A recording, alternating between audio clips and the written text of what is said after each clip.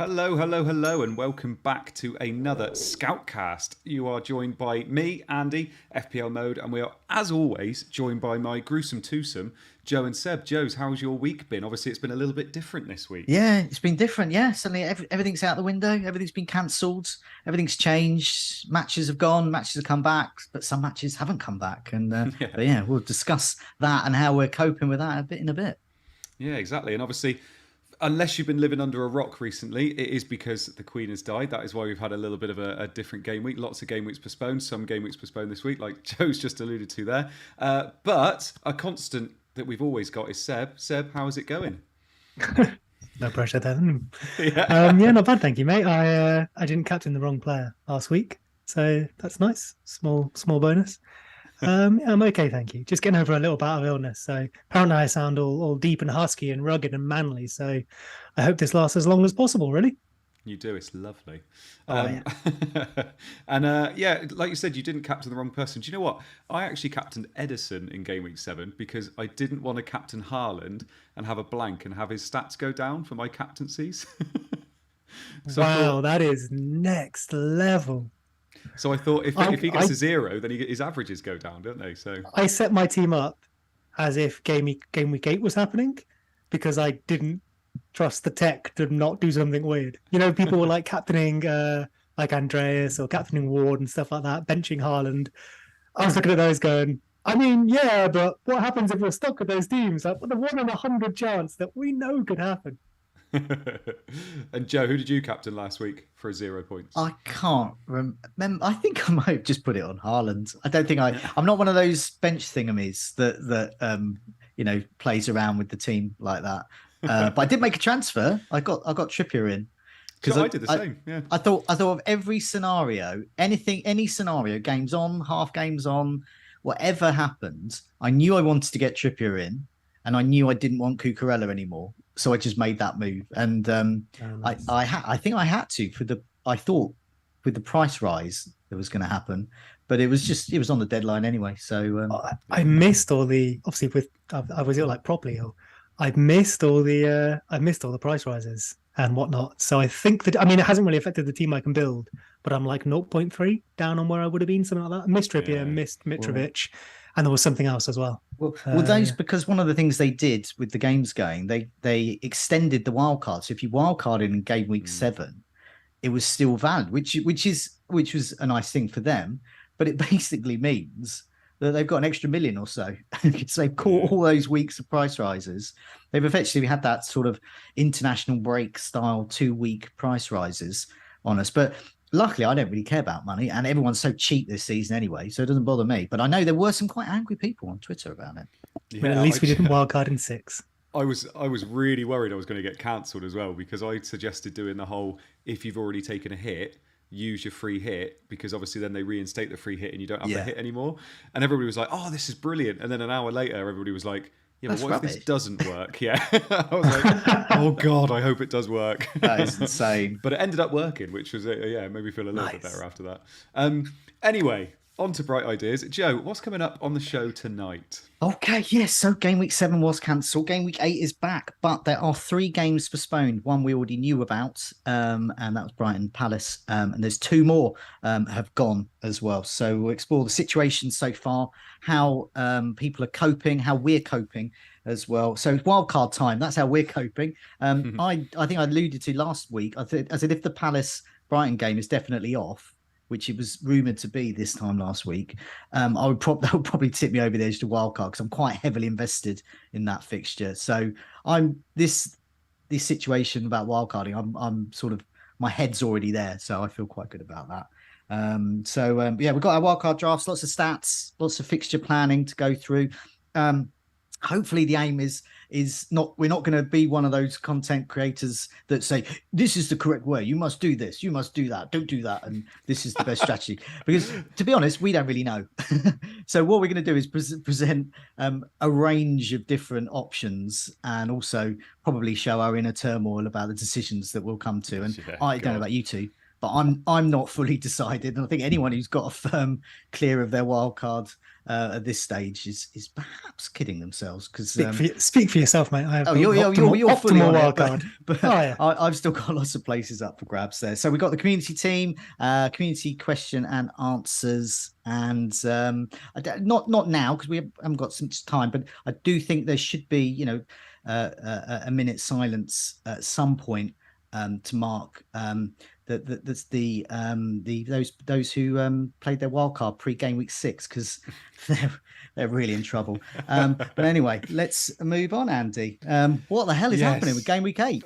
Right, so I'm going to bring up a graphic on the screen and I'll describe it for the people that are listening on the pod as well. So on the screen now we have the teams that are playing in game week 8. So Newcastle, Fulham, Forest, Villa, Everton, City, Southampton, Spurs, West Ham, Arsenal, Bournemouth, Brentford, Leicester and Wolves all have a fixture. But unfortunately, Brighton, Chelsea, Crystal Palace, Leeds, Liverpool and Manchester United all blank. Now, obviously, this is mayhem for a lot of us because a lot of us have invested quite heavily in Brighton recently, whether that be 1 player, 2 players. Some people even have triple ups of Brighton. There were people with Chelsea players, especially Reece James. I think he's quite a popular one people owned. People own Zaha from Crystal Palace. People own Leeds because they're in good form and had lovely fixtures as well. Liverpool, most people had double or triple Liverpool as well. And then Man United, Rashford was even sneaking into a few teams too. So there were a lot of people when these blanks got called saying, oh my goodness, look at my team. I am in a lot of trouble here. And obviously, as Scoutcast, what we decided was we need to try and help people as much as possible here. And we need to try and say, look, these are your solutions. Have a look at your team. Obviously, it's always going to be team dependent, but this is what you can do to try and help yourself. Now, Joe, we've already said on this show tonight that we're all wildcarding, aren't we? I'm wildcarding, you're wildcarding, Seb's wildcarding. We all have very different teams, although mine and Seb was fairly similar. But in your opinion, why should people be wildcarding this week? Now, not in terms of we think it's the best option for our teams, but in what situations do you think a wildcard is the best situation? Well, yeah, if you've hardly got any players, or if the players that you've got are rubbish, or a combination of both. So, I mean, as we're going to look at, as you can see from here, who's got the best fixtures in game week 8? So, just looking at game week 8 in isolation, Newcastle, Fulham. Nottingham Forest have got a terrible fixture against Newcastle. From an attacking point of view, could be okay though. But anyway, Newcastle, Fulham, Man City, we've all stocked up on really. Tottenham, I don't think we're that well stocked up on Tottenham. We're certainly not well stocked up on Newcastle and Fulham. The old template is not there. But who is in the template? It's Chelsea players, it's Liverpool players. I was thinking of getting a couple of Manchester United players in, but then their fixture got cancelled. So that's the situation, really. But it will be team dependent. So if you can get 11 players out with a hit this week and you're happy with that, and it's maybe already got Mitrovic, it's maybe got a Newcastle defender, it's maybe got a Spurs, it's got a bit of Man City. If it's looking okay like that, then you probably won't need to wildcard. But a lot of people were thinking of wildcarding game week 9 anyway. And it just so happens, as we'll talk about in a bit, game week 9 to 12 fixtures, the teams who have good fixtures in game week 8 also have good fixtures during that period. So a lot of people are thinking, well, I might as well just bring it forward and get a better team this week. But you can change it. There is the nuclear option, which is to basically use a free hit. I almost said waste a free hit chip, but to use a precious free hit chip, knowing that all of these double game weeks are going to take place and there's going to be other blank fixtures to come and all of the chaos that's come in the latter part of the season. I personally would want to keep that free hit. But if you fancy playing a free hit, then I personally would advise it. But yeah. I'm not going to be prescriptive and say you shouldn't, because it's I will. Don't do it. Don't do it. But well, I wouldn't perhaps advise it. But yeah, I would say that. I would say it's perfectly reasonable to go in this without a wildcard. So people watching without playing a wildcard, don't feel pressured to do it. If your team's okay, just play it. Just get maybe a hit. I mean, Seb, Joe just said there about a lot of people were thinking about wildcarding in game week 9 anyway. I know that a couple of weeks ago when we were talking about when to wildcard, we said this seemed like a good period of time, didn't it? So now with these blanks in game week 8, with the fixtures coming up for Liverpool and Chelsea anyway, well, mainly Liverpool, obviously, should this be a good time to wildcard? Because obviously we've all thought this, haven't we? We've thought, well, why not just do it a week early? bring all our plans forward and change our team now? Yeah, sure. I mean, there's obviously people who've already wildcarded, so sorry. And there will be people who have a team that's set up adequately anyway. But I would say if you're even looking at taking more than a -4, or even maybe a -4 wildcard, which is normally the opposite to what people would say, but this wildcard is actually worth not very much. You have to use it before halfway through the season, and you effectively get a free wildcard in the week after the World Cup anyway. So you have this until game week 16. We're halfway there. Most people were thinking about using it in 9 anyway. And if they weren't using it in 9, they were using it in 12 for basically the same reason. They would have just wildcarded in the players they transferred out rather than wildcarding in those players and then transferring them out. Liverpool hokey cokey, if you like. So realistically, the plan hasn't changed that much. It's maybe just been brought forward a week. And then when we talk about free hits and whatnot, Joe covered there that this is probably much more valuable later in the season when there are all those doubles. So I'm happy to be slightly stronger on than Joe was on it and say that I would wildcard if you're even looking at a -4, because I think this is the best opportunity you're going to get before you have other wildcards, basically.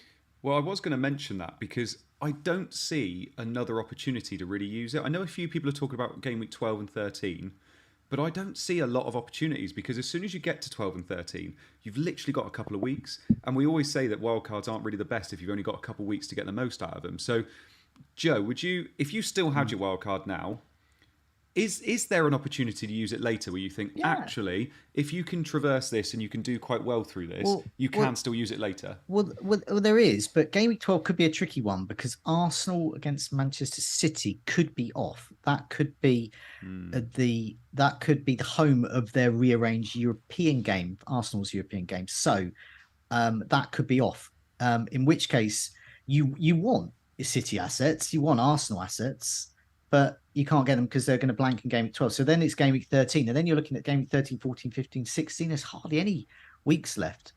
So, and also Liverpool's fixtures turn there. So the likes of Salah, Alexander-Arnold are good. But if you're not wildcarding now, chances are you've already got them. So you would be using transfers to get rid of them in order to bring them back on a wildcard in game week 12, which is perhaps not going to be an ideal game week now anyway, because of the way the fixtures have changed. So, yeah, I mean, I do think if you haven't used it yet, game weeks 8 or 9 would probably be an ideal time. But it is team dependent. And I have seen people do really well before in FPL, get top 100 finishes, top 50 finishes. Forget to use a wild card, just forget to use a chip. Don't even use a chip. I mean, if your team's really good, then sometimes, like the famous phrase of wasting your wild card. Sometimes, I mean, I've done that before. I've used a wild card and my team's been better. I've used the wild card and my team's been worse. And I've had successive red arrows ever since. So it could pay off not using it, definitely at all. But So all right then, Seb. Let's talk about, because obviously we're going to talk about wildcard a lot tonight because we're all on it, and I think a lot of people are thinking about wildcarding anyway. But what if you've already used your wildcard? Or what if you are determined to use that wildcard later on? What are your options this week? Because we've already mentioned free hit, but we're all kind of against that. But I think we're going to see a lot of people free hitting this week, personally. I think if you're thinking about the people that are in your works league or those, people that maybe don't spend as long on this as we do, they're probably going to look at this week and think, go on, say the word. Go on, say the word, casual. Go on, say it. And say it with the utter disdain, which you no doubt thinking.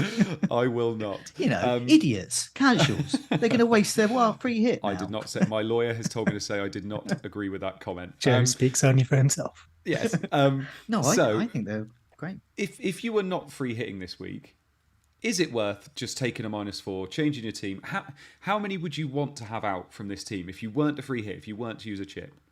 Yeah, so I mean, obviously I've said, if you're even taking a -4, maybe think about the wildcard. If you don't have the wildcard, yeah, fair enough. I think then the question is, are you using the free hit? Presumably you still have that. At that point, you're probably thinking later in the season, I can have 22 fixtures with the free hit, probably. We could all have 22 fixtures, but you can have 22 good ones is the big difference.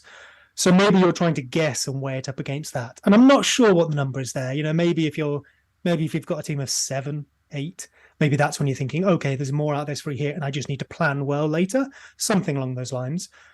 But let's say you're not in that much trouble, or you definitely want to save the free hit. It's then just about prioritizing the transfers, right? You probably, I mean, you almost certainly will have 2 going to this week, right? And you might have had 3, and you've probably used one. A lot of people did say Trent to Trippier, or like a Jesus to Mitrovic, something like that. So I think the key ones to get on are ones that are blanking and then have poor fixtures, or have extremely poor fixtures. So, for example, top of my head, that would be Brighton and Liverpool. So maybe you're doing a Sanchez to a Pope, a Trent to Trippier, and a Salah to Bowen. Maybe, I know you could go more expensive, De Bruyne, Son, whatever, that's fine. Before I was wildcarding this week, when we weren't sure what was happening, and I was thinking about how I'd set my team up to cover as many eventualities as possible, same as we did with the community team. But also, maybe this weekend got postponed as well, and so there'd be more transfers. And if I had 4 transfers at that point, maybe I wouldn't be wildcarding because fixtures would be suitable as well. I think I'd prioritise Trent to Trippier, Salah to... Oh, have we lost him? I'm on the centre hooks. Yeah.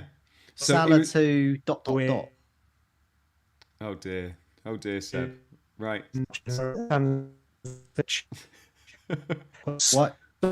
Oh, he's still talking. Yeah. Well, I mean, I was going to reiterate that. Basically, a Newcastle defender, because they're against Bournemouth, so Pope would be great. We spoke about Pope last week, didn't we? We did, yeah. And about how he's absolutely perfect because they concede a lot of rubbish shots and not many good shots. Seb's screen image frozen. This is making me laugh slightly. For those listening to the podcast version, he looks rather foolish at the moment. He looks like a pirate. He does look like a pirate. Yeah. Looks like he's about to say "you are." Next Monday, in fact, is Speak Like a Pirate Day. Is it? It's unfortunate timing because of other events, but nevertheless, next Monday is Speak Like a Pirate Day, national. Anyway, I also think we've lost him. Okay, and that's ruined our cameras. Oh dear. But I think as well, Salah out. It's an opportunity to remove Salah. Yeah. And I think Salah out too, as we're going to discuss in our wildcards. I think with Kevin De Bruyne, Son perhaps. There's room to go for another premium option there. And I think Mitrovic, I didn't have Mitrovic until I wildcarded, and he was the one I feared most while you grapple with all our images appearing in the box with Seb's disappearance. The one of the ways that you might do this is to have another account coming into the Zoom call and just have it as a blank screen. I can kind of do this, and that's not too bad. We'll go with that. That's all right. That'll do. Yeah. I'm not sure where I am in that, but hopefully Seb will return. But yeah, I think Mitrovic, Newcastle defence, and Salah use the opportunity there. And I think they're the 3 key ones if you're not doing. But as luck would have it, obviously Salah's just scored. Yeah. So can we do without Salah? Oh, dearie me. We're all over the place here. Right, hang on. Is that right? Yeah, there we go. Right. Now, I'm assuming we've got Seb back properly. Seb, are you back? Hello, can you hear me? Hello. Yes, we can. Our internet disappeared. I'm sorry about that. I had to restart it. So, Joe, Seb mentioned a little bit there before he turned into a pirate and disappeared. He mentioned a little bit there about some of the players that he was prioritising taking out. And obviously, Salah was in there, Trent was in there. And I'm going to bring up an image on the screen now, which is the players that have performed the best over game week 1 to 6. Because Haaland's in there, De Bruyne is in there, Isak's in there, and Kane's in there. Now, they're all players that we've been thinking about our wildcards, that we're telling people to get into their team no matter what this week anyway. But also, Salah and Jesus are in here. And we've just mentioned Salah as a potential losing him because his fixtures aren't very nice. He's got a blank this week. Jesus, a lot of people are thinking about losing this week as well. What's your kind of take on these attacking players? Because the real danger that a lot of people have when they're wildcarding and ditching players this week is that we're ditching players that have historically either been very good this year or have been very good for the last couple of seasons.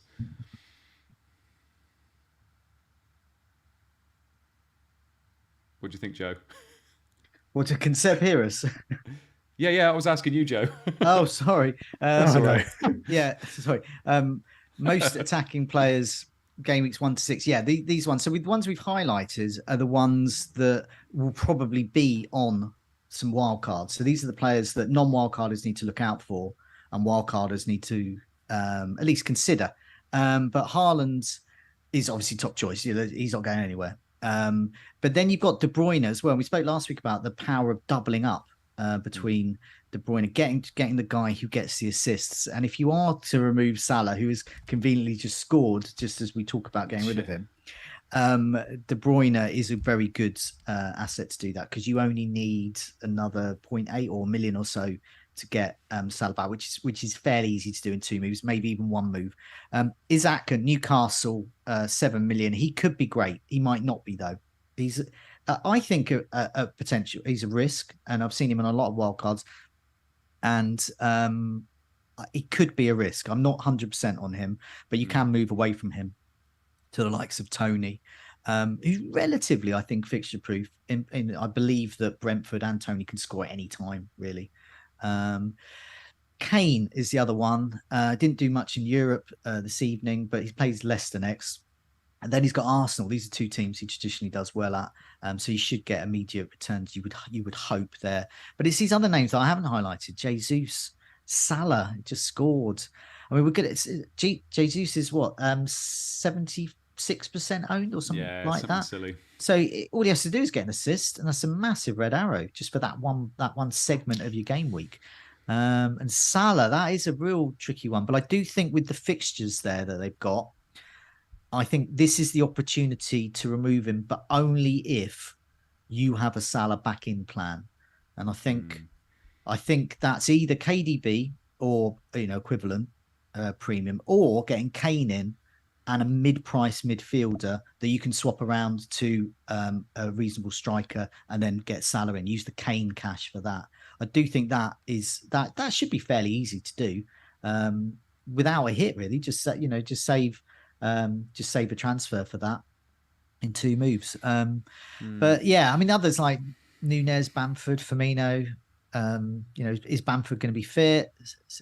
Sinister guy from Leeds. I was going to get him in before his game got cancelled, but I'm just not.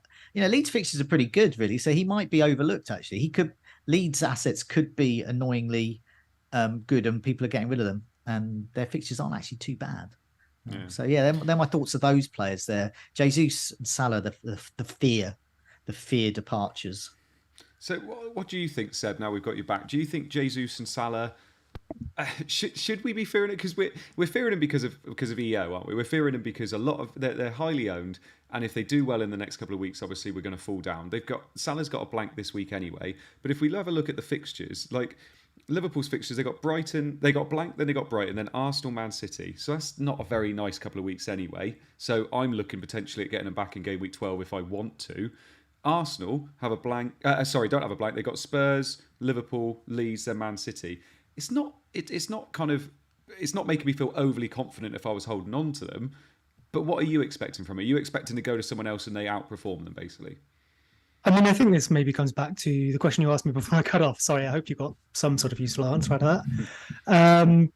Is whether you're wildcarding, whether you're free hitting, whether you've got transfers, no wildcard, whatever it is. Say in the scenario where this week had been cancelled, I guess, or maybe all the games have been on. In either of those scenarios, I possibly wouldn't have wildcarded. I would have kept Jesus. I might have lost Salah. I think Jesus has been good enough, has good enough numbers, fixtures, okay, to hold on to, especially given alternatives. Salah, maybe as well. When we talk about teams later, I did look at a team that held Salah. Mostly because of 12 as well, because if the City and whoever it is, Arsenal, is it? If that drops out, then there's obviously a reason to carry some other players instead. But I think on wildcard, as we'll see, I don't have Jesus or Salah, and I think that's simply a fixtures thing, of which blanks are a big part. Sure, they absolutely could score.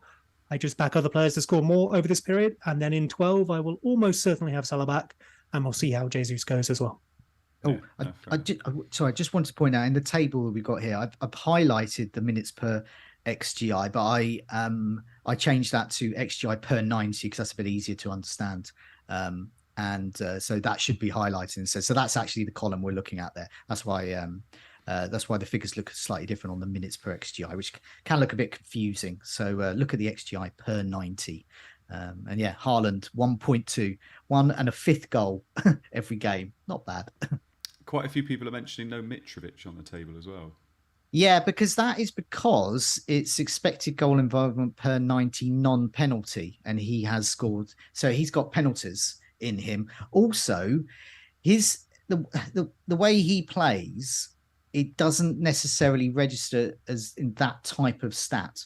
So that doesn't mean that Mitrovic isn't good. It just means that we're excluding penalties from that. So the others are figuring a bit higher there.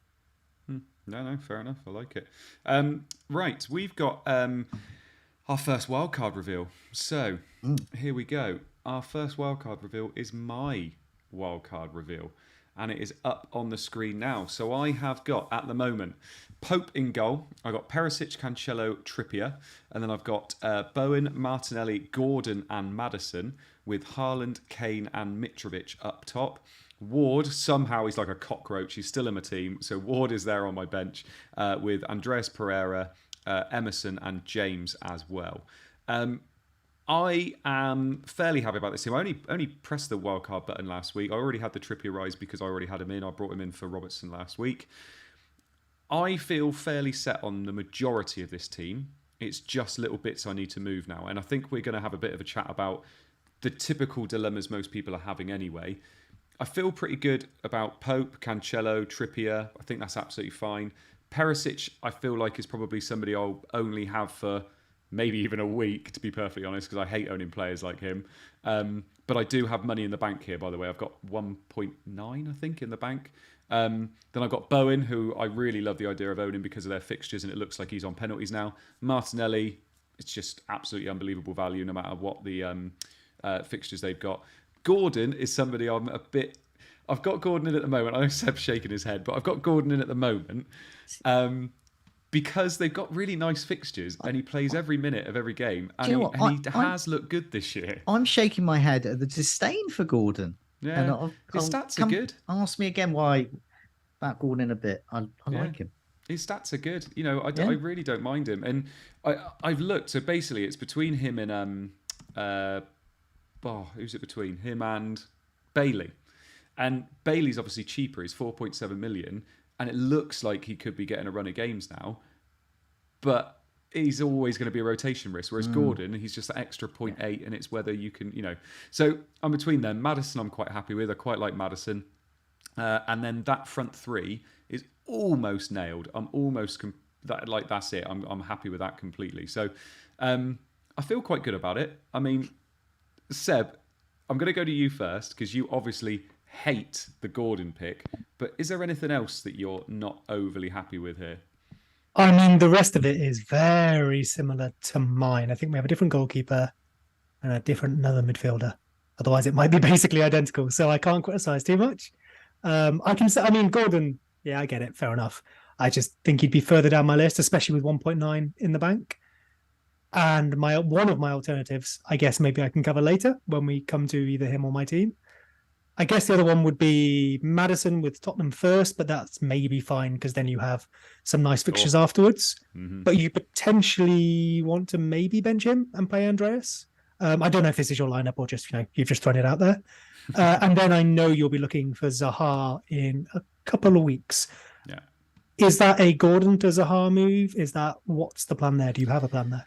Well, the problem is, I do want Zaha. I don't want Zaha now because he's got a blank and then he's got Chelsea, isn't it? So I feel like getting him late is a good move. My biggest thing is whether I want to be able to get back to Trent. That's my biggest thing because I've seen a lot of people that are benching Trent. They're keeping him in there and just benching him.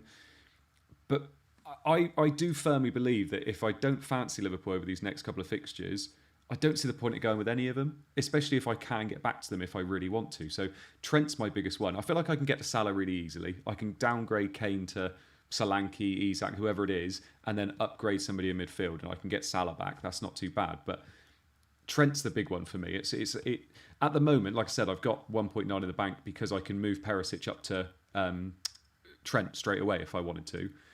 But it's whether I then use those funds to upgrade Gordon But remember, I've got James on the bench as well.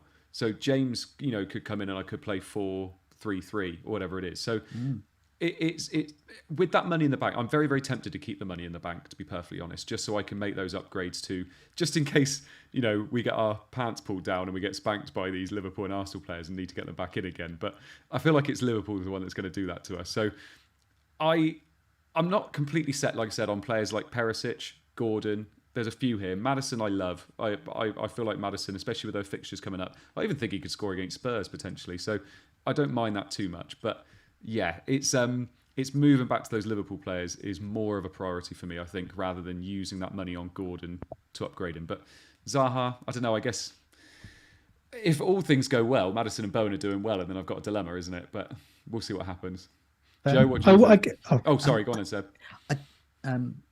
Just after you, Joe. After you. No, I just want to say after there was just someone in the chat has just posted that your mic is coming out a bit crackly, and he suggests going into your sound settings and turning down the mic input volume because is the distorting.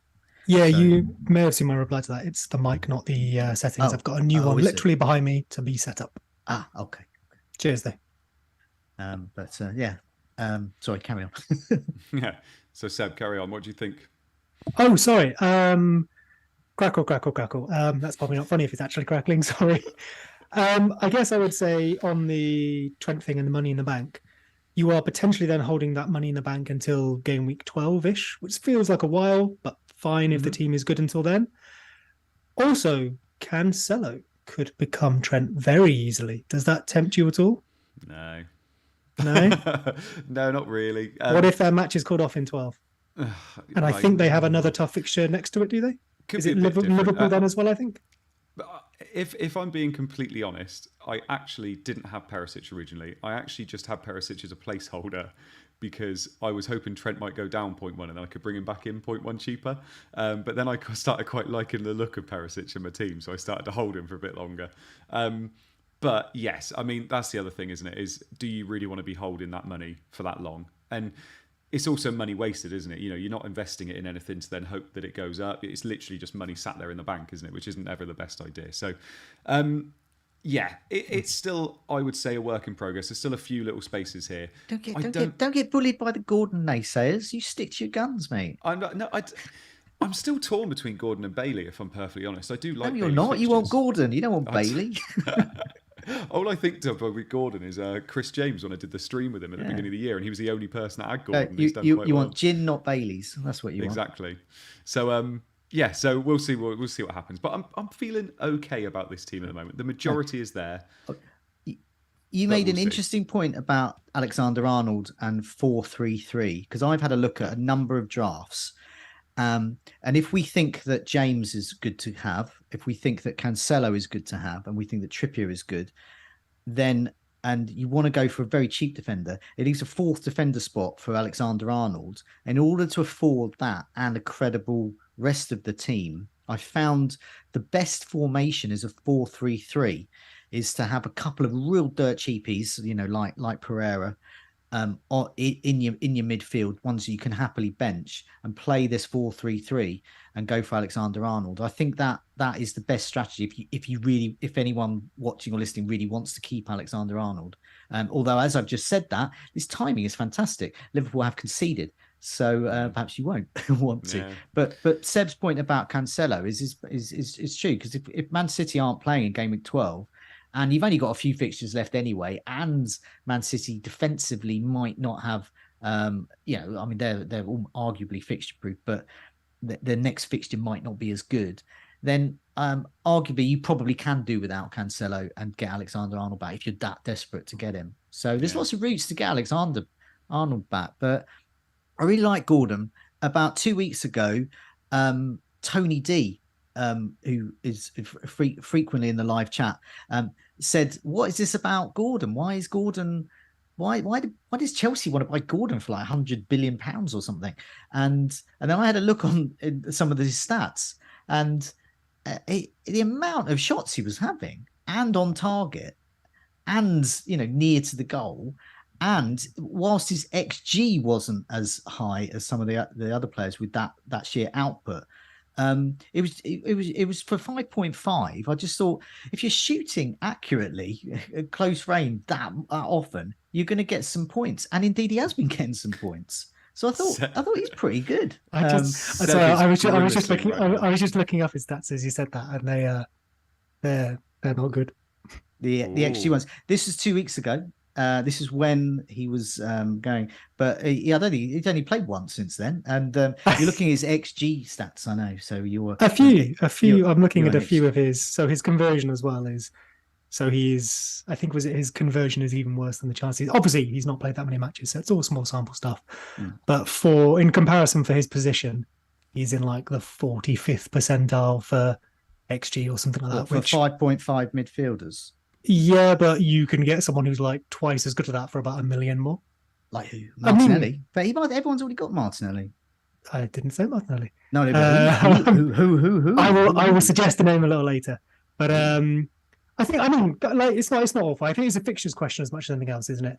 But I think the Chelsea thing with £100 billion, it was a bizarre one, especially because apparently they were looking for a right wing back. Although change of management now, things have changed there. He's not a bad player, and maybe you're right. Maybe he's a 5.5 player, but I just think we can do a fair bit better. You're right, the fixtures aren't terrible, but Everton are, so maybe that balances out a little bit. Although I might have a Leicester player, so maybe that's wrong.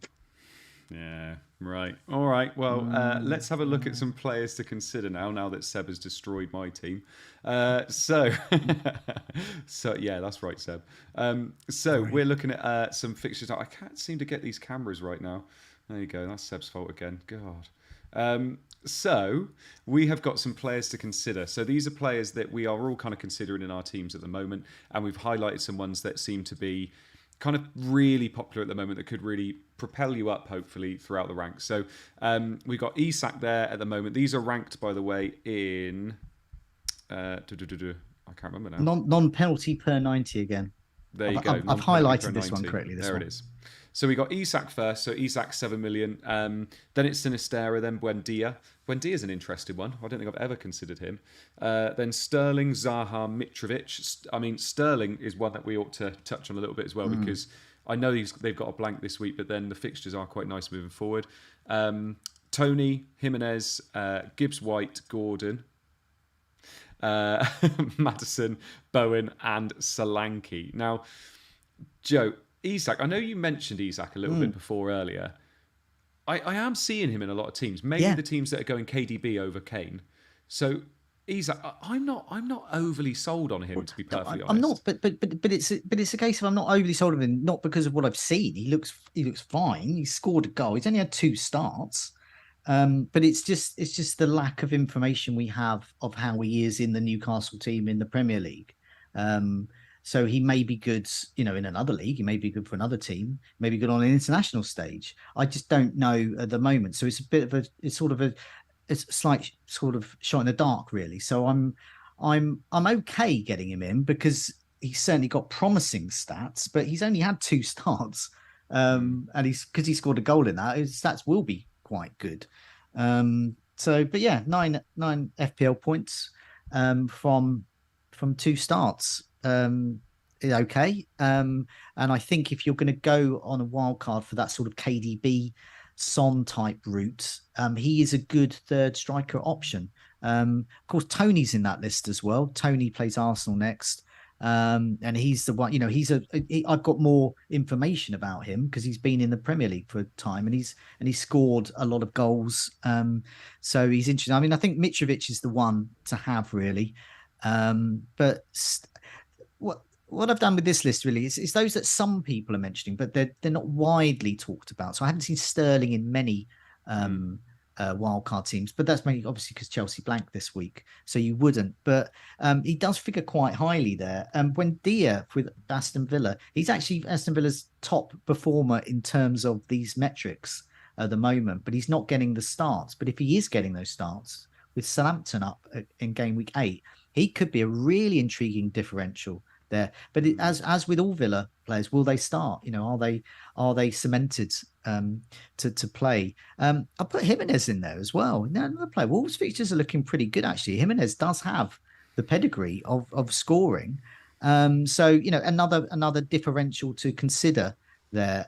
We got Gibbs White and Gordon, our man that we love so much. But yeah, Gibbs White is comparable to Gordon. So that's the sort of player you're messing with there, the 5.5 millions. So if you're looking for a player, if you're doing your wild card and you think, oh, I've only got 5.5 million left, but I've got this perfect wild card, and how do I spend that money? Well, the likes of either Gibbs White or Gordon could be quite good there. So Gordon, he's cemented to start. He scored a couple of goals. They may be rubbish goals, but they're goals nevertheless. It's all FPL points. What do you think, Seb? I do like how I've rubbished Gordon, and he's ahead of two players that I would probably pick over him. So yes, I guess the thing with Maddison and Bowen is they have a bit more history to rely on, but that table makes me look stupid. So ignore everything I say from now on. I'd love to touch back on Isak as well, who you mentioned. He's potentially a brilliant player. He obviously very young, but he's been brilliant. Well, young, he's been brilliant in his time. You're completely right. Not really enough data or even eye test to go on with Newcastle so far. And they do, as far as we're aware, go with one up top. And when Wilson is back, I can't imagine it will be Isak playing all the time and Wilson never playing. But we know Wilson does have injury problems. The main thing to call out about him is 2 years ago for Sociedad, his numbers and goals were brilliant. Last season, I think he scored 6 goals, which obviously looks terrible. But Real Sociedad were doing weird things themselves. So I wouldn't put too much weight on that, especially, we saw him come to Newcastle and in his first match looked brilliant against City. So he's clearly not completely lost it. The only thing for me on him really is he's probably just a very solid 4th striker. I want Kane, Haaland and Mitrovic, and I don't really feel... if you want another one, Isak is probably top of the list, but I don't feel particularly compelled to move away from those 3. And that's the main reason for me I don't have him. Yeah. It's... I'm really interested who this person is that's 1 million more than Gordon is way better, by the way. Are you going to mention this? It's Paqueta, isn't it? West Ham. Is it Paqueta? Oh, do you want them? Yeah. Well, Joe's got it. So, yeah, Lucas Paqueta at West Ham. Now, obviously, you've got Bowen as well. So if you don't fancy doubling up, fair enough. Although FPL is a game for individuals. So if you like Bowen because of their fixtures, Paqueta's got the same fixtures. So far in the Premier League, we have nothing on him. I think his XGI is 0.1 or something, but he's played about 90 minutes. Assuming he gets a role in the team that is favourable, so a sort of attacking role, a 10, if that's how it's going to occur, where near a Lanzini would play or what have you, which I think might be the case. But over in France, in Ligue 1, obviously a weaker league in theory, so you can take some of this with a pinch of salt, but that's fine. You could water it down and it still looks good enough to me. Last season, he racked up 0.54 XGI, so non-pen XG that is, and XA combined per 90, 0.54. We've got that list there that had 0.2s for Gordon, and even some decent players with 0.4s and 5s. So he's up there. The year before he got a 0.63, and again, it's Ligue 1, so knock a little bit off that. But if he's only bringing in, say, a 0.4 for West Ham, I think for 6 million, is it? Something like that. I think it's a very nice shout for this period. And what I will probably be doing around about 11 or 12 is losing one of Bowen or him to bring Salah back in as part of that Kane Salah swap. So it's only for these couple of fixtures potentially that you'll have that double. I think they're good fixtures, and I think he's a very, very good player who hasn't gained much traction yet. So I would rather go there myself. So your argument for not going for Gordon was that, and you mentioned Maddison and Bowen, who have the pedigree of doing it. You wouldn't want to go for Gordon because you want to pay 0.5 million for a player that hasn't played in the Premier League before. Haaland didn't play in the Premier League until a couple of weeks ago. Oh, stop it! Oh, he's special. But, no. Well, don't give me though. I need Premier League experience in my team. I didn't. We've seen that proven. You said that 2 minutes ago. You just said you would go. Oh, unless I'm misunderstanding, in which case I apologise. You presented the fact that Paqueta hadn't played in the Premier League yet as a reason not to get him. No. I was trying to use your own words against you. Well, it appears to have worked. No, I would say, yeah, sure. We don't have much experience of him in the Premier League yet, but there's tons of players, Haaland obviously aside as a silly example, there's tons of players that isn't the case for who turn out to be fine, and especially for a short period where fixtures are favourable. For me, if it's Paqueta is great, but we don't know about the Premier League, versus we know Gordon is bad, but at least he knows the Premier League, I'd probably go with the former. Interesting. Okay. So, you've another okay. tick for Gordon there. Whose stats better than Madison if that's and Bowen. If that's your takeaway from this, I will have all those delicious Gordon better than points for Madison myself. Bowen, and who feature in many wildcard teams. But everyone's poo-pooing Gordon. I think at this moment it's important to bring up the ghost of a Scoutcast patron of the past as himself, and remember what he did with Bruno G. Paqueta played in that midfield with him, so it's going to happen again, my friend. With a different team. Disgusting. Midfield was great. I was just going to say, there's another name. I don't know if you. I just wanted to say, before we move on at all. Solanke. Were you about to mention Solanke? Because okay. Well, I'll shut up. You just go Solanke then. I genuinely, if I want to downgrade Kane to anybody to upgrade somebody in midfield, it's Solanke I'm going to. They've had horrendous fixtures. Now they've obviously lost their manager. They've got nice fixtures coming up. Their manager has gone back to exactly what they got promoted with in terms of playing Solanke up top, playing Billing behind him. And it's starting to look like Solanke could be that player we thought he was going to potentially be before this season started.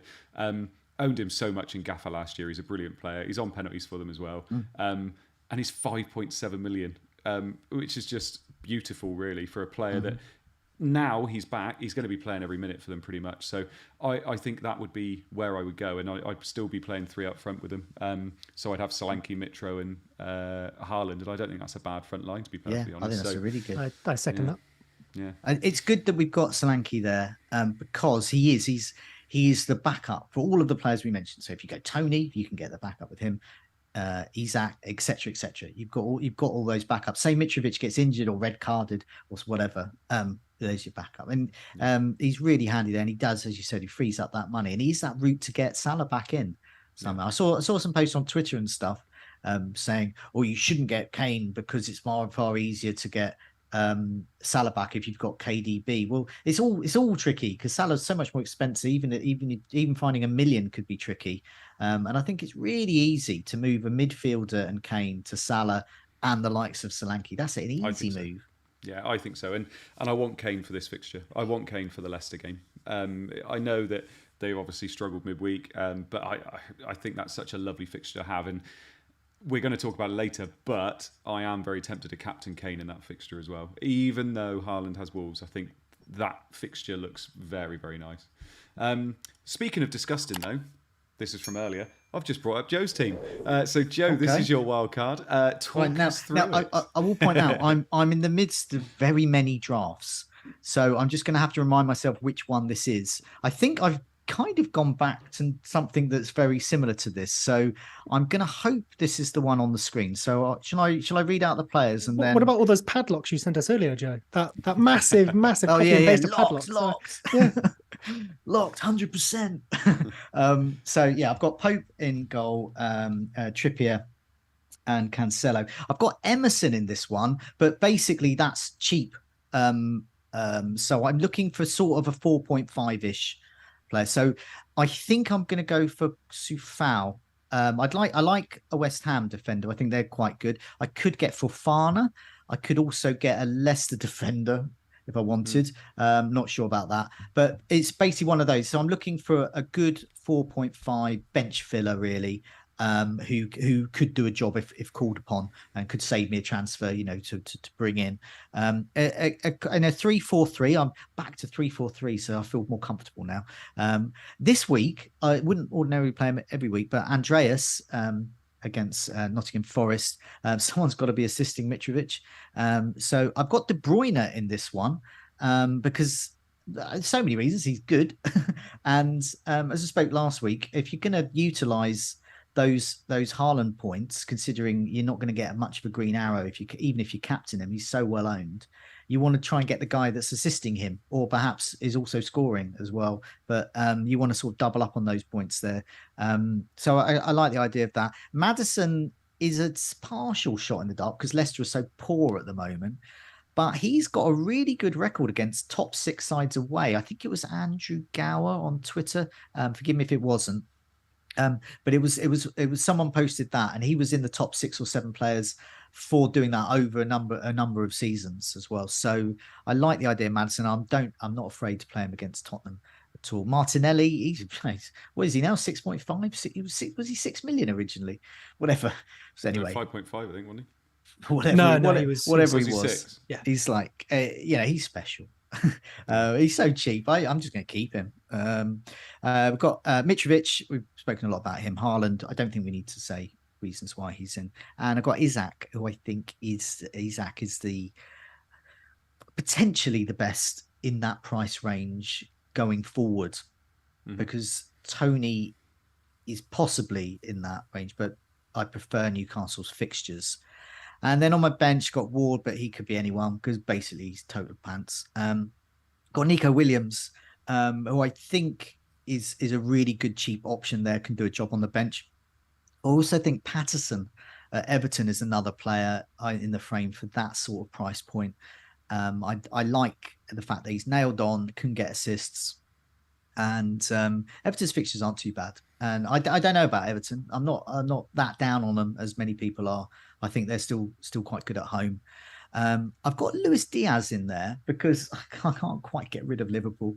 But at the same time, it probably won't be Luis Diaz, but it will be that sort of price point. So I'm looking at probably Bowen, just take a risk on him, or Zaha, because Zaha misses this game week. He then plays Chelsea at home, and I actually think that's fine. Zaha against the Potter team, okay, that probably means a goal. And Zaha then has... If you have a look at the Crystal Palace fixtures, they're on. They're like a sea of green. There's some lovely field of green there. So I really like Zaha just to sit on the bench for a week, maybe 2 weeks, and then just bring him in. It's already there. So transfer down the line that I don't have to make, I think. And I've got Reece James. I can't bring myself to lose him. I'm hoping that Graham Potter will play him as right wing back. Hopefully he'll look at him and go, hey, he's quite good at that role. But you never know. He could, who knows? Havertz could end up playing there. Reece James could play in goal. Who knows with Potter? But those things happen. So I'm not 100% on this because already it's changed slightly. And midday, if I'd have sent this picture, I'd have sent one with a Kane version. And I can't actually access my team at the moment, annoyingly, because I'd have to log in, and that would be rather time-consuming for the show. But presumably, it was like Isaac to Kane and De Bruyne to a midfield. Basically, it was quite a simple move there. Really, it was someone like Bowen instead of De Bruyne and Isaac to Kane, something like that. And then Diaz was something like Zaha on my bench. And I've sort of kind of gone back to this now. It was Emerson is the one that troubles me because, yes, while he is cheap, he is basically going to share minutes with Cresswell, I would imagine. So I don't feel that comfortable with him. So I like to move him up to someone like Soufal or Fofana. So this is sort of what I'm looking at the moment, but it has no Kane. And I would like Kane against Leicester, or rather against Ward. In fact, I just want to see that. I just want to see Kane just constantly shoot at Ward's rubbish face that's infected our teams for so long. Would you as punishment? Would you be tempted to use Son as a placeholder in the middle? No, because I do think he's a good player and he's been good over the years. I think with Richarlison and Kulusevski, and Son came off at 70 minutes again today in Europe, so that could, whether your glass half full or empty, will that mean that he's being preserved so that he can play against Leicester, or will that mean that he'll be benched against Leicester, or will that mean he will once again come off at 70 minutes against Leicester and perhaps Kane then scores all the goals after that? I mean, their form player in the eye test is Richarlison at the moment, and I haven't seen Richarlison in many wildcard teams. And I suspect a lot of romantic FPL managers who love the romance of football would want to get someone like Richarlison in, because the thrills, Phil, of him scoring. He's so impassioned for every team he plays for. See, when he scored that brace in the Champions League, goes up to hug his parents, and I want that player in my team. I want to enjoy that. I want to be part of his family. It was interesting though that I read today that he's got his fixture against Leicester. This is Son, by the way, and then he's got a whole week until he plays for South Korea. So there is the thought that maybe this is when he doesn't need to get rest basically, but it's whether he doesn't play because the merits of other people mean that he doesn't get his place. If that makes sense, I don't know. Who knows? Kulusevski was benched, so you would say that he hasn't done anything wrong. Every time he comes on, he looks great. So arguably he should play. But then do you drop Richarlison? Maybe. I mean, I don't know. These are question marks. So if you're wildcarding into this chasm of question marks, I don't feel as comfortable, but I would feel more comfortable with Kane. I would feel more comfortable with De Bruyne. Yeah. And Conte did recently come out, didn't he, and say that I'm able to rest players now, and players have to get used to the fact that they're not going to be playing every minute of every game, which is what they kind of got used to. That's Harry Kane as well. I can't. I mean, surely he's only going to be benched for I think he's talking about Son, really. I think he's talking about him saying he's not going to just play. Yeah, I think so. Because I don't feel like it's going to be Kane. I still don't feel like it is. I feel like they don't have a player like Kane. They don't have... No. Richarlison can't come in and do Kane's role. And they rely so heavily on Kane being able to drop back and be that passer in the team as well. And I still don't think they've got a player like him. Not many players, teams do in the world, do they? So I still don't feel like Kane's going to be missing many minutes, but I could be wrong. I feel like with Kane, it's one of those on like FM or something where you've got your key striker, you sign a backup and you're like, okay, I'll give him a rest every 1 in 3 games or something. Happens. But when you get to that 1 in 3, you're like, oh, but if I win this, I go here in the table. Or I need to win every game. Every point is important. And I feel like that's, in theory, give Kane a rest. But every time you're picking that team sheet and going, quite want to win this match, you probably start with Kane at the top. So it's probably only when fixtures get entirely crazy, or maybe more likely he gets 20 minutes off at the end of the game, which of course does impact his potential points, but it's probably better for us as managers than him being benched 1 week. Yeah. Talking about fixtures, we spoke about fixtures a few times now. We're going to just move off Joe's card for a minute and just look at the fixtures between Game Week 9 and Game Week 12, because we won't look at this for too long, but it is nice to see it actually represented, because we keep talking about these players and these teams, but when you actually look at the fixture ticker here, you can see literally at the bottom Arsenal, City and Liverpool between Game Weeks 9 and 12, and Man United are next as well, and then Brighton. So all these teams that we're kind of heavily invested in at the moment are really at the bottom of the fixture ticker. Now we're seeing, obviously, they had such good starts to the season in terms of fixtures, and now we are obviously seeing that kind of, now it all turns and they've got some tougher fixtures coming up. And you look at the top, and you've got Leicester at the top, who've got Forest, Bournemouth, Crystal Palace, Leeds between Game Week 9 and Game Week 12.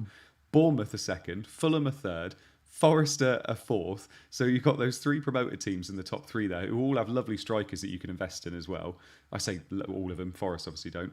But then Villa, Newcastle, Chelsea, Palace, Leeds. So you can see why all our wildcards are starting to look a lot different to what the template's been so far. The thing that I worry about sometimes is we keep mentioning every week, God, the template's so strong. The template's so strong. When are we going to have a chance to move away from the template? We have a real opportunity to move away from the template now, and I'm bricking it. I'm literally looking at it thinking, oh my God, I have no red in my team, and I'm getting really, really worried about it. I mean, Seb, you look at this fixture list here, it just screams out that this is the opportunity, isn't it? Yeah, I mean, I'm often fixtures over form, for that phrase. So I will lean into this, although with a mind to team quality. So I'm not going to load up on Forest. I don't think I have any, in fact. Whereas I guess this is why people were originally looking at this period, the one you've highlighted here, as the wildcard period, whether it was wildcarding in or wildcarding out, because people like Arsenal, Liverpool in particular, even a bit of City, it was maybe a time to give them a rest, bring your Leicesters, your Fulhams. I mean, Mitrovic was the player I wanted for this period. Originally, maybe a bit of Tony as well. So I guess we're kind of just doing that anyway. And I know what you mean about you're maybe moving away from those familiar, comfortable assets, but we all are. We're just moving to a new template. Like, I don't think anyone's wanted or had Jared Bowen all season. I wouldn't be surprised if he rises in price pretty soon. What would you be happy with? Would you be happy with 2 or 3 of those becoming in the template? 2 or 3 of those to really bang? Or because for me, I'm looking at my wildcard and thinking, I'm kind of like taking opportunity with as many as possible and just hoping a few of them kind of hit. If that makes sense. You mean like, so you've sort of gone for 11, 15, whatever, like really good 4 or 5 week fixture picks. Yeah. And you're not expecting them all to come in. It's just a case of chucking a bunch of things and hoping some come back. I mean, a bit like earlier, I guess it's all an individual. It's not an individual decision because the team has to work, of course, but you take each on its individual merits. And I don't have Salah, for example, in my team, and I think he'll do fine. But I think all of my midfielders, with the balance of the rest of the side taken into account, of course, can either outscore him in absolute terms or at least in terms of value, according to contribution to the team. So, yeah, maybe watching Salah won't be all that much fun, but it'll be easier knowing he's got a tougher fixture. And I'm not losing him, all season. I'm not declaring he's a bad player or anything. In fact, I have a plan to get him back. So if he goes and scores some goals, great. That's a little bit of confirmation for when I get him back. Yeah. And Joe, Arsenal, Man City, Liverpool, Man United, all at the bottom there, and your beloved Brighton as well, fifth from the bottom. Are we overplaying the fact that they're going to do awfully in these fixtures? Well, we're ditching all of Liverpool, all of Arsenal, apart from Martinelli. Oh yeah, we definitely are. I mean, I'll come to Man City in a moment, but with Brighton, there it's less the fixtures because actually under Potter they were pretty good in these types of games against you would get returns from the likes of Pascal Gross in games against Tottenham or Manchester United. I know they're not playing them, but so-called top sides. But it's the fact that they're managerless. So I think it's Knutson from Norwegian side. They're looking at an Italian manager whose name escapes me at the moment. Yep.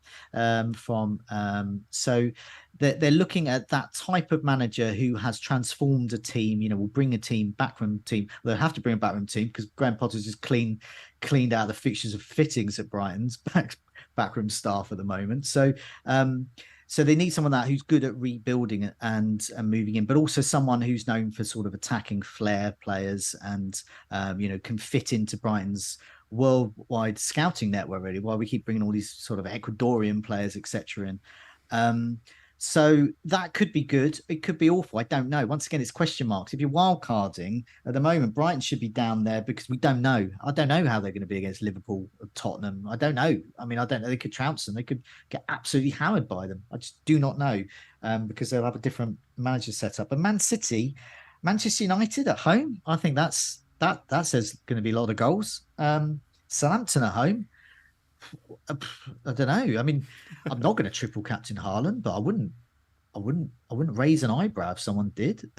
But that could be a really good match. And then you've got Liverpool away and Arsenal away. Well, it's Man City, so I don't know. I mean, that could still be points there. Haaland's still going to be a captaincy candidate, perhaps the captaincy candidate for all of that, which makes me think, do I need another captaincy candidate? Is it better to spread the funds around a bit and, seize this moment to do that? But yeah, those teams down the bottom, Liverpool is a bit of a wrench to get rid of them, those players. But yeah, Brighton, they could hammer Brighton. They could get defeated by them. But it's that Arsenal, Man City, I'm not sure. I think they'll concede. West Ham at home.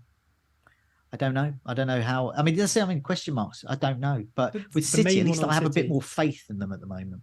The main one on City for me is the likelihood of this game week 12 versus, I think it's Arsenal maybe not being on. Yeah. So I think in your teams too, so far, you've both had 2 City. You had De Bruyne in the one you shared as well, Joe. So I've got 2, and my second choice team might have a De Bruyne. But so I think they're fine. It's just if that game was postponed, that's maybe where there'd be more. Well, that's the easy. So if you've got De Bruyne. So I've got, say, if I go into that with Haaland, De Bruyne, Cancelo, and I've got Martinelli as well. So I've got 4 players. So I would be looking at De Bruyne to Salah. That is just, if the Arsenal Man City game's off in game week 12, Salah plays West Ham at home. So that's a perfect time to hop back on Salah. And I'd need to find $1 million from somewhere. Could that be from Cancelo? I don't know. But that leaves me with 3 players I'm happy to bench. And with the likes of Pereira. So having a look who Fulham played Villa at home. So I'm more than happy to play Pereira in my first 11 then. So that should work out okay. But these are sort of the questions that people who are wildcarding need to think about. How are you going to get these players you might want back in? And also the way the fixtures are and this potential blank for Man City in game week 12. Because come game week 13 and 14, 15, I'm not going to ditch Haaland. And I'm gonna still want City players. If they're on a pitch, I want them in my team. But obviously if they blank, they blank. Yeah. Seb, just going to bring up your wildcard now. A few differences. This is your wildcard, so I coerced you into wildcarding early so I could get an image for the actual screen, didn't I? But just talk us through it. So I did actually hit the button so that I could present this. I was just holding, like, just in case, I was holding onto my players who had risen and, doing a few things, how it is. Sure. So I'll go through the team. It's not lined up. It's not lined up in the 11 as you have, because I currently have mine set up to catch any maybe rises that happen. So this is just the transfer page. I have Edison in goal and Everson as well. Come back to that in a sec. James, Fofana, Cancelo, Trippier, and Perisic. Martinelli and Saka, Bowen and Paqueta, and Andreas make up the midfield.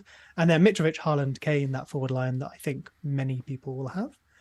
So a few things, I guess, to touch on there before I invite your scathing criticism is obviously I've thrown Paqueta in there because I guess I've got to put my money where my mouth is there. If I did go for like a De Bruyne team or something like that, which is probably my second favourite option after this, it would simply be something like Bowen to KDB, Cancelo to Fabian Schär, and Perisic to say Soufal, something like that to make it work. I'd probably hold on to Kane, so I'd be going for like a freemium. I do think I prefer this setup, not just because it's maybe a little more balanced, but it allows some easier movement, say a Cancelo to Trent, and getting Salah back, I'd be losing Kane, as opposed to doing it with a KDB. And then Perisic, I do have him at the moment. I think the X-Mins are still a thing that I'm concerned about.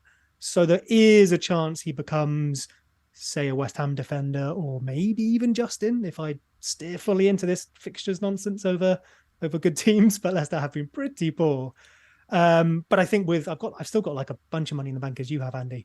With that, it kind of felt silly not to maybe just have Perisic and be able to bench him if I have to. And then I do have Edison to make up my triple city.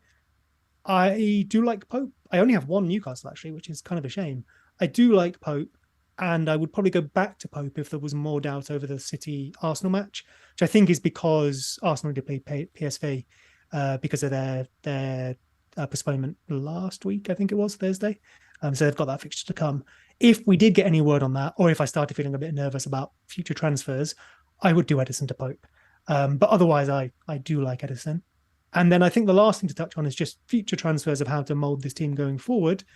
I would do Saka to Zaha in game week 10. I think that's pretty straightforward. And it's the main reason I have Martinelli and Saka both there. Agree with you that Martinelli is brilliant value. Lost Jesus. Happy to have Saka just for this couple of weeks, just to get some exposure to some all right fixtures there. But he's becoming Zaha. So it's not a case of losing Jesus and thinking Saka is just as good for the long term. I don't think that. It's just a couple of weeks. And then I'd be looking forward to 11 and 12, where in basically any order, I'd be doing Cancelo to Trent, maybe. That's the one I'll see on. But the one I'll definitely do is probably, say, a Bowen to Salah and a Kane to Solanke, we said, maybe an Isak, maybe a Tony. I think I'll be able to afford about 7 million with that. Solanke looks very good, to be honest. And that should carry me forward into those last few weeks before the World Cup. But of course, injuries and nonsense will happen. So we'll see how that goes. So would you definitely have Bowen and Paqueta just on this wild card? So I definitely wouldn't say definitely. It can change, but I'm not too concerned about. I'd even throw in a West Ham defender as well if I didn't like Perisic. Maybe my only concern with Soufal is Ben Johnson could come nick his place or whatever. I know Soufal hasn't been as nailed as he used to, although maybe if we need him for a few weeks because he can be benched, fine. And then, I know like a double West Ham if they fail bad times, but FPL is a game of individuals, not teams, right? We pick Bowen and Paqueta. We don't pick West Ham. So I'm happy that individually they both have enough merits to be in the team. And of course, there's a bit of me that like, watching West Ham might suck, but I don't mind that too much. I've got to follow I like them both individually. So having both of them is fine. Interesting. I'm not getting the Edison pick at all. Really? So you'd go Pope? Yeah, don't get me wrong. Like I know I've looked at Pope and Trippier, and I know there's quite a few people out there that are talking about having triple Newcastle defence as well, aren't they? And having one of those cheaper defenders like Schär or Burn or Botman. But I just don't get the Edison pick because I know I went Edison, but that was because I knew that I only wanted him for 2-3 weeks, and I thought he was the best goalkeeper across that period. Wasn't that because I told you to get him? No, it wasn't. Okay. Okay. No, it wasn't. That WhatsApp must have lied to me then. But I don't get Haverman in this. I don't think. Is that just because you 100% want double Man City defense? I mean, like I'm not gonna double down here. I think Edison obviously plays for the best defense in the league. They've basically only had one bad defensive match against Newcastle. All the rest have been like stupidly low XG for the chances they conceded, which of course can happen. And, that doesn't mean they weren't great goals that were deserved, but it just means it's unlikely to keep happening. Their defense is fine. The fixtures aren't as nice as Pope's, I would say, but the defense is a lot better. And the thing I like, with the thing we really like about Edison is he's just that safe way into the City defense for however long you want it. You have that player. Bearing in mind, I was saying I might do Cancelo to Trent. I know I've just said you pick individuals, not teams, but I guess defense, they all get the same points, give or take, clean sheets wise. So if I got rid of Cancelo, I may feel a bit exposed to not having City defense. So Edison helps a bit there, maybe just psychologically. However, all of that said, there is certainly a world where I have Pope, not Edison. And even where I have that triple Newcastle defense, like I've probably built the Salah one I sent through, just to see if you could get a Salah team, and similar to De Bruyne, I think that might have had Pope, Fabian Schär, and then even Soufal or Emerson at the back instead of Perisic, Cancelo, and Edison. So I could absolutely go there. I think I'm edging Edison at the moment, but I wouldn't be surprised if I changed my mind. Anything else you want to say, Joe? Well, no, just going back to the Bowen Paqueta picks again. I mean, West Ham have. I don't know what sort of West Ham we're getting this season, so that's why I'm sort of dipping my toe into West Ham. But having double midfield there, two attackers,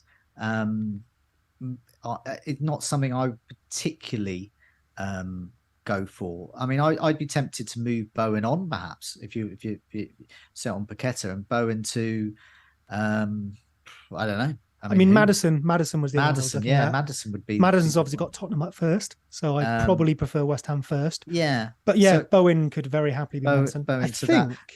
I think I have 1.9. Actually, that might be wrong because of Edison. But at because of Perisic. At one point, Paqueta could have been Maddison in this as well. Yeah, I'm entirely open to that. And that's fine. Because also at the moment, like having double City defense and double Chelsea defense. I mean, obviously two historically good defenses, but I just think what formation would this play most weeks? Would this be? Who knows? It's probably. I mean, obviously the first wicket would be three at the back because I need to bench a bunch of the people there. Yeah, James, Fofana, and someone I forget who. No, just not in game week 8, like going forward in game week 9 onwards. So it would obviously rotate going forwards, and also there's some transfers involved in there. So like Sahar would come in for Saka. So it would change depending on those fixtures, which I won't bore you with now, but I did map out a little bit. The one difference is that at one point Perisic was a much cheaper defender. Yeah. I think I said Soufal or Emerson from West Ham, because that player would have been benched almost all the time. So Perisic is the one that probably changes the formation from what it looks like, which really would be a 4 or a 3. Yeah. Fofana obviously is a very cheap way into a historically decent defence. That's why that's attractive to me. I wouldn't be going like Cucurella or anything. I just wonder, because I mean, I don't know if you need to save any money, but Fofana, I don't think by the looks of it, it's going to get much of a look in unless you can play 5 at the back. So each week, one of James, Cancelo, Trippier, or Perisic, if you don't make any changes, but obviously you will, that's 4 at the back, and then it's so one of Martinelli, Saka, Bowen, so it's 4-4-2. Or one. Well, yeah, it isn't a set formation. It will obviously change. And as you've identified there, I do think the key thing that makes it look probably a bit heavy is is Perisic. That used to be a much cheaper defender, and then it looks a little bit more sensible. It's this idea that I had a bunch of money and I was experimenting with Perisic. I don't. The other thing to keep in mind is this is, game week 12 then comes around, and I want Salah. I probably want Trent. The team starts slimming down at that point, I think, and it looks more sensible. Yeah. This is for that period. Because it looks like a sort of, so it should be a 3-4-3, but that involves benching someone really cool. and so that's why I suddenly thought if it's 3 at the back, then Perisic you could save quite a bit of money there, and you could use that wherever. I guess that's the more interesting question. Like, if you're like, oh no, what formation do I play? Who do I bench? That's a nice problem to have. But if it's at the expense of improving the 11, which it may well be, you may say Paqueta up, for example, is maybe the one you'd go to first.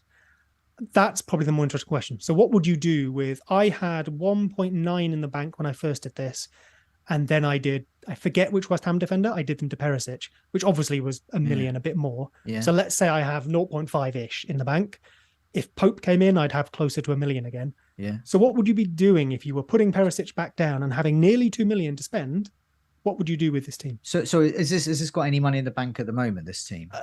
Let's say 0.5. I can't remember exactly what it is, but it's a few pennies. So if you save a bit of money from Edison to Pope, that's getting on for 1 million.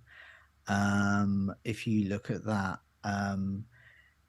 I would say something like Paqueta or Bowen, one of them to Zaha. And if it was Bowen to Zaha, so I will have Zaha. You would have 2 million. So I will do Saka to Zaha in 2 weeks. You could almost get Saka to Zaha. So you can have 1.5 kicking around.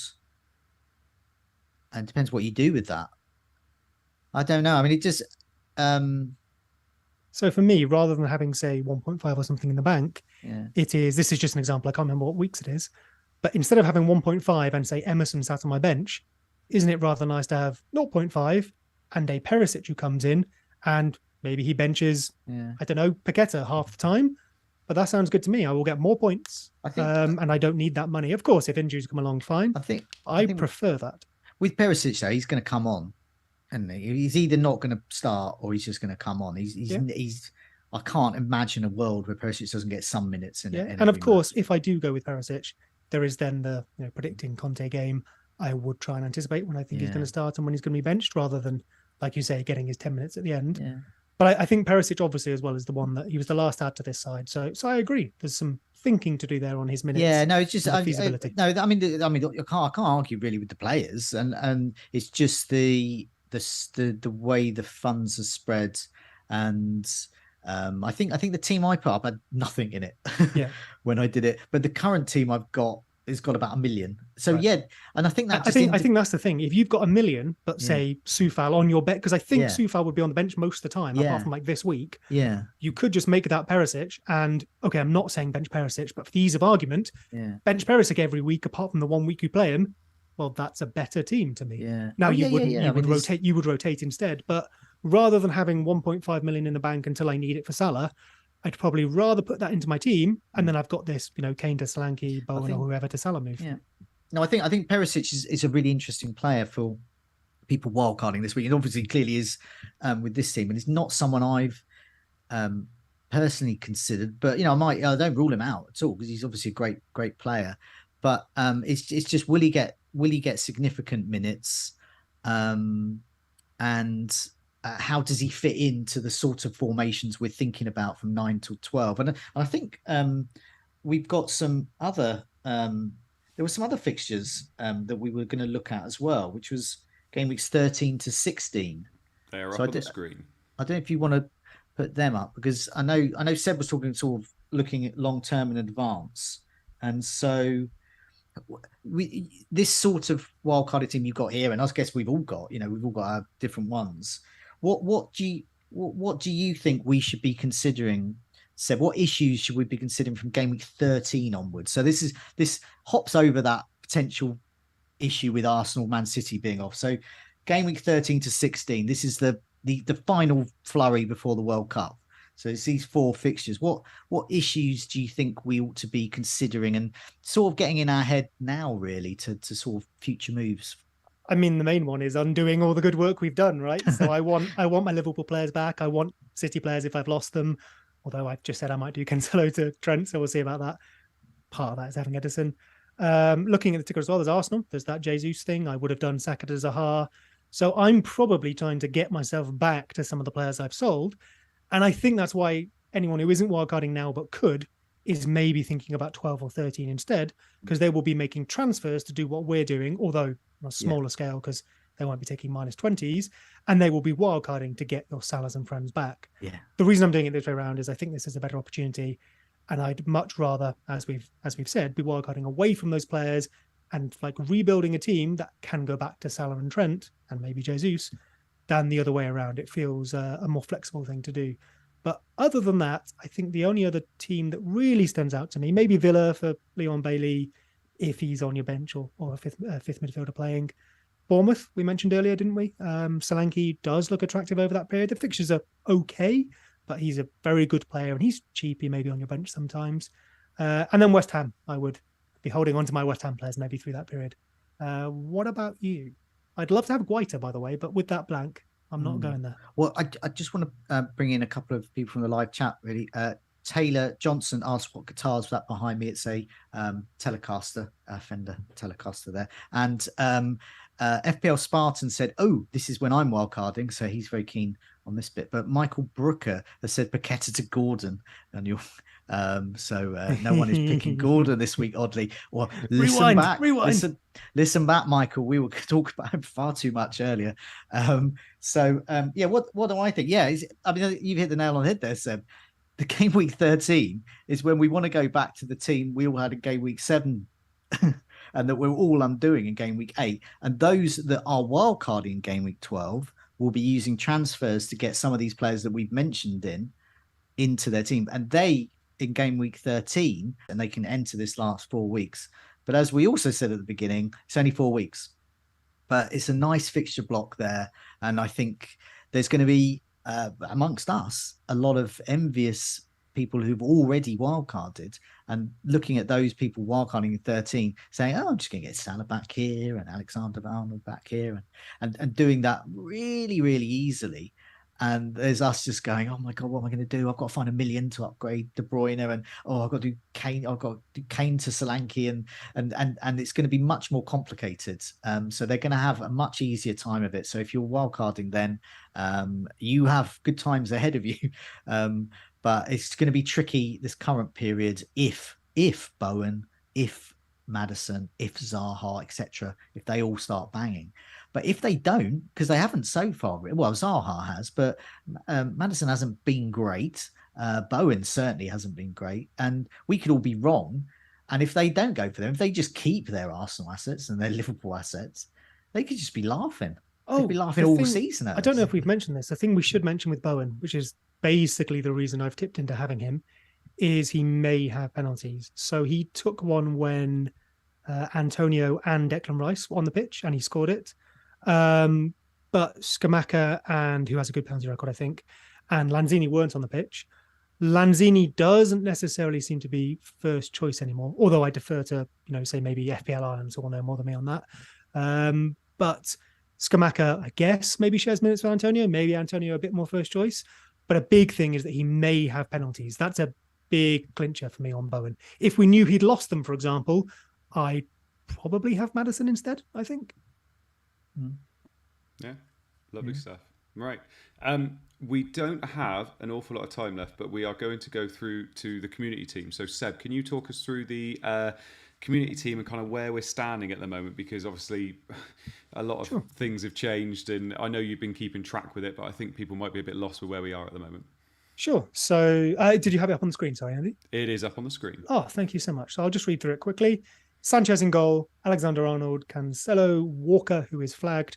And we're not sure, but it sounds like he will be out, I think. Reece James, Salah, Luis Diaz, Martinelli, Pascal Gross, Mitrovic and Haaland, with a bench of Ward, Nico Williams, Andreas, and Sam Greenwood from Leeds. This is obviously a team that hasn't been wildcarded yet. The plan before all of this happened was to wildcard in 9. It seemed to be running a route for that, so we could plan. I believe we will be wildcarding this week now. We'll talk through our options in a second and put votes up as appropriate. But we did make one transfer. We did Jesus to Mitrovic. We put up a vote for that. The options were Trent to Trippier, Jesus to Mitrovic, and Diaz to Bowen, I think. People also mentioned Sanchez to Pope, but that's one. We have 2 free transfers now as well. That's one we could do this week. And we may do it on wildcard. I think what we're probably doing from here is wildcarding.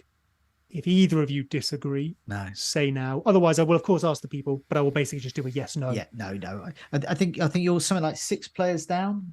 Yeah, it's nuts, isn't it? We've got 3 Liverpool, 2 So Brighton. you would need to take about -12 to get anything vaguely credible. and your wildcard plan is wildcard in Game Week 9 anyway, yeah, you might as well do it now because a lot of the players you're going to want to bring in. Yeah, well, wildcard this. And I guess then the big question is, what do you wildcard into?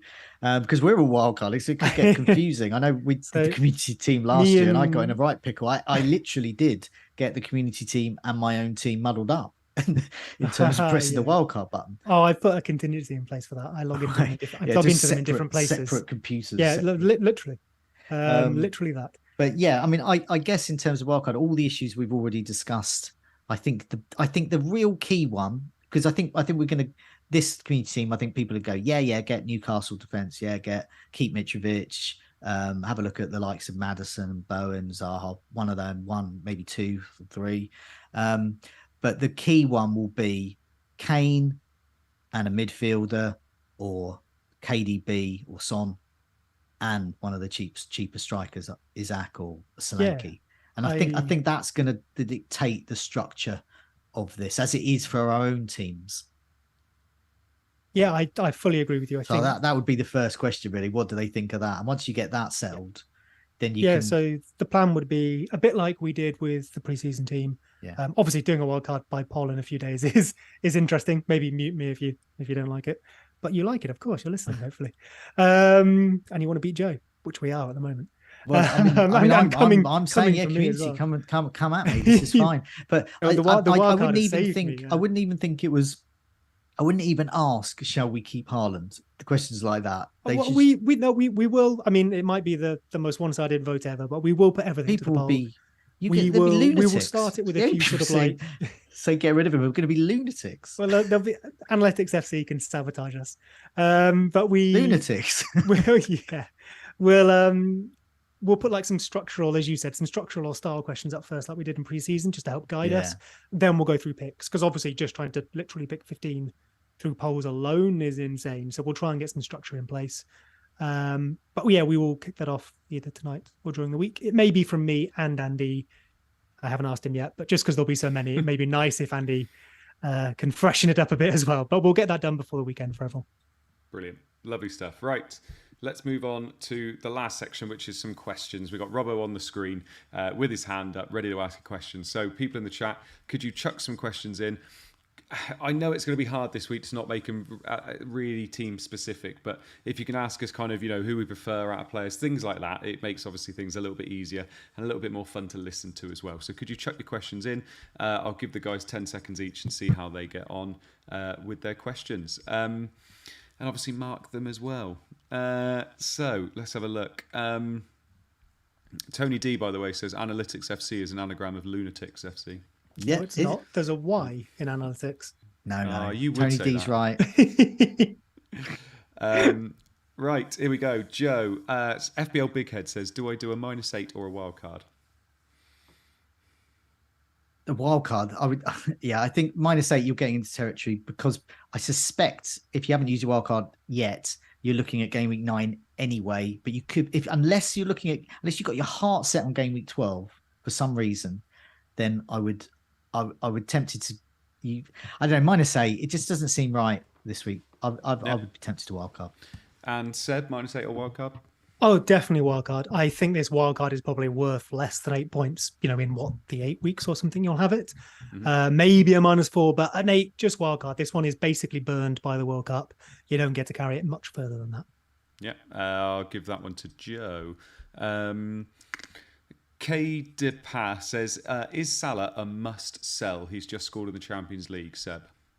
Oh, he's certainly not a must sell, especially if the City Arsenal game is off. I would say if City Arsenal is confirmed off this week, I would look at Salah teams. Joe presented one with KDB, so it's not that hard to get in. But I do think we're leaning to a no Salah team for 4 weeks or so. It's just a case of, can you get him back in for me, not whether you really sell him now or not. Joe? Well, if you already use your wild card and you have Salah, I don't think he is. I think you can bench him if you can field a credible 11. Then you're coming back into a Salah team after the international break. So he's not an absolute must sell. But if you are wildcarding now, I think he is a must sell, because he's 13 million and he's not playing this week. There's a tough game next week. There's other players. There's players like Kane and Kate. You can move so say most people have got 4-5-1 or something like that, 4-5, or they've got 4-4-2 or 5-4-1 or something like that. I don't know, but this is your chance to get a 4-3-3 or 3-4-3 formation. Invest in attack, get your likes of Kane, get your 3 strikers, or get KDB. But the key is, if you're getting rid of Salah, have a plan to get him back in. Look at your players, make sure you've got Salah cash tied up in. Make sure you've got some cash cows to get him back in. Cool. I'm going to give that one to Seb because that definitely wasn't 10 seconds, Joe. We've got Animation says De Bruyne or Kane on free hit. So big question. Go on. Who would you prefer, De Bruyne or Kane, Joe? This is the crunch. We should have just called the Scoutcast that, De Bruyne or Kane. I think that is the key thing, and everyone's wildcard hinges on that. Today, I started with KDB and a striker. I moved to Kane and a midfielder. I'm now on KDB and a striker again. Tomorrow morning it will change again, and it will keep changing all week. And there will be so many different things and influences on that decision. They are both great options, and whichever one you go for is going to be good because they're both great players. And Seb? I would only get KDB if it's part of a threemium. If you only have got 2 premiums, I would definitely get Kane. I guess maybe Son, but I prefer Kane. You're never going to captain KDB, assuming you have Haaland. I wouldn't get rid of Haaland because you have Haaland with those fixtures. And as you mentioned earlier, I think Kane is even a better captain this week than KDB would be. So I don't see why you would go KDB over Kane, only KDB with Kane. I'm going to give that one to Seb. Michael Scott, Maddison or Bowen, Seb? Oh no. Bowen, I have in my teams. I've got to say Bowen. I like West Ham's fixtures a lot. I like Leicester's fixtures a lot too. They're obviously a poorer team. Bowen has those penalties, we think, which is a big thing for me. And Maddison has Tottenham up first. I know Joe thinks he can score, but it is a tougher fixture, especially a Conte Tottenham. And then I want Zaha in for Saka soon anyway, so I will have him. So I would edge Bowen, but both are nice picks. Joe? Well, the stats marginally put Maddison ahead, but they're both broadly similar.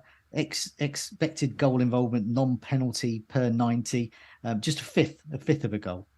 And then Bowen's broadly similar there. So it's a case of take your pick, really. I think at the moment I think it was Andrew Gower put this tweet up earlier that over the last year or so, Maddison has been historically one of the better players away from home against top 6 sides. So I think he could score against Spurs. And I genuinely like him, prefer him as a player, although I'm unsure of West Ham at the moment.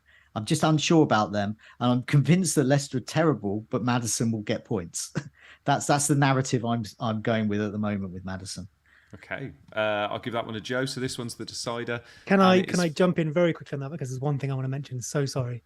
Yeah. That start on Maddison against away at Big Six teams. I think things like that are really interesting, but I don't know, and I mean I don't know how useful they are for predicting FPL points. It feels incredibly specific and always from such a small sample over changing environments that I don't know how much we could put in it for like a one match thing. But it's a really interesting thing to ponder either way. It's cool. One for you to no doubt argue with on Twitter with Andrew Gower about.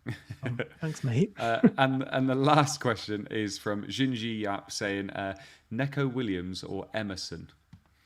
So Joe first. Williams, because I just don't think Emerson is going to, when Criswell's back, it's a massive question mark over whether he's going to start. Whereas with Williams, even though I think they'll concede, I think he will get an assist and he's a handy player. So you've got to think, when am I going to play them? Well, he's probably going to come off the bench. So if he gets an assist and they concede, maybe you get 3 or 4 points. That's okay for like that 4 million player. But I do think Patterson, Everton, is probably the pick of those. He's nailed. He's going to get more assists. And at home, I think Everton get clean sheets. Seb? I think it's close. I think Joe makes a good argument, to be fair. I think it's a fixtures question. So when you need them, for example, maybe this week is the important one. Emerson probably plays this week at least. Then if he loses his place, yes, absolutely fair enough. We know that Forest are a much worse team. You know, do you want a defender from a team that are that bad defensively? He could get attacking returns. He is probably more nailed. Ultimately, both of them are getting benched most of the time anyway, so maybe you just go for the cheaper one. On Everton, I do think Patterson looks good, but their fixtures are West Ham, Southampton, Man United, Tottenham. I know I've gone over 10, sorry. I don't think those are that good, actually, maybe harking back to the Gordon thing. So I don't know if I'd go Everton. I do think it's between those two, and I think you maybe just go for the one that fits your plans best. Sorry, I went over. Yeah, no, it's fine. By the way, I've just found that Andrew Gower tweet, by the way. Most FPL points scored away versus Big Six clubs since the start of last season. Nice. Salah with 47, Iheanacho with 40, Maddison with 37. He's the third best. And then Jota at 36, Ward-Prowse at 33, always overlooked, always getting the points. Kane at 33, Alexander-Arnold 32. So they're the top ones so far. So maybe we should be thinking at Iheanacho. I'm going to give that last question to Joe, so Yeah, Joe fair. takes it today. Right, let's go back to the first screen and say thank you to everybody that's joined us in the chat tonight. We do appreciate you being here, and obviously we hope to go back to some kind of normality this weekend. Kind of some normality. It's not quite there, but we'll get there eventually. Joe, thank you so much for joining us tonight. I hope you enjoyed your evening. Yeah, it's been a pleasure. Good. And Seb? Oh, well, thank you so much for making me entirely uncertain about Bowen, Gordon, and Perisic. It's just what I needed. But I've enjoyed it anyway. It's been brilliant. And I wish you all lots of luck, but not too much. We're all going to go away and probably tinker for a little bit now, aren't we? And I might change my wildcard a bit as well. By the way, as well, if Andrew is listening, I genuinely think that's a really interesting stat, and I love those things. I'm just saying I wouldn't maybe use it for picking a player in FPL myself, but I keep captaining Salah, so what do I know? So to everybody in the chat and to everybody listening on the pod as well, thank you so much for joining us, and we wish you very well for next week, and we hope your arrows are green moving forward. Thank you very much. Bye-bye.